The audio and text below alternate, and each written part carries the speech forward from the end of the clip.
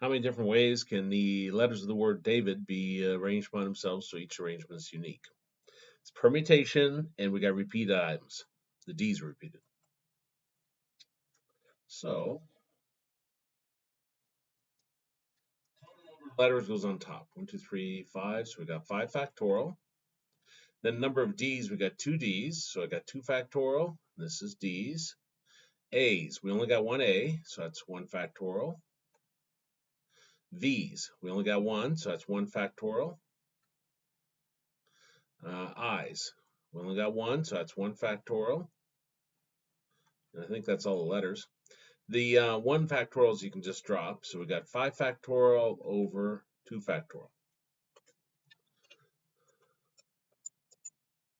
So 5 factorial, so equals fact 5 divided by no memory, 2. So 2 factorial. That's how we put it in. So our answer would be 60.